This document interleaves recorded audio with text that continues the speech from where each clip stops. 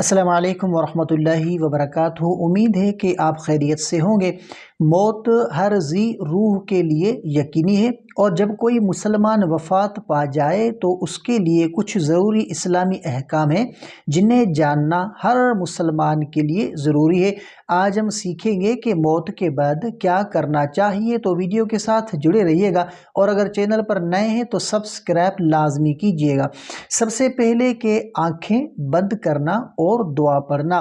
جب کوئی وفات پا جائے تو سب سے پہلے وہ آنکھیں بند کریں اور ہاتھ سیدھے رکھیں، پاؤں سیدھے کریں اور چادر سے جسم کو ڈھانپ لیں، اور وہ کہ جلدی جنازے کی تیاری کرنا۔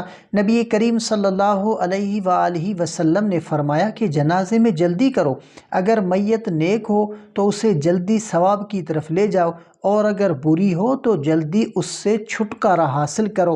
اور غسل، کفن اور جنازے کی تیاری۔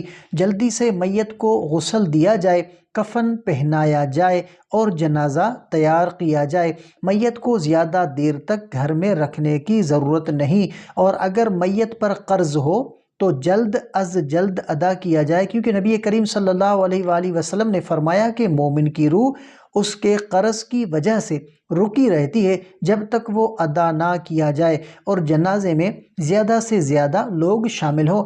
نبی کریم صلی اللہ علیہ وآلہ وسلم نے فرمایا کہ جس شخص کے جنازے میں 40 لوگ اس کے لیے دعا کریں تو اللہ اسے بخش دیتا ہے۔ یہ وہ اہم کام ہیں جو موت کے بعد فوری کرنے چاہیے۔ اگر آپ کو یہ ویڈیو پسند آئی ہو تو لائک کریں اور شیئر کریں، اور چینل کو سبسکرائب کریں تاکہ مزید مستند اسلامی تعلیمات آپ تک پہنچتی رہے۔ السلام علیکم ورحمۃ اللہ وبرکاتہ۔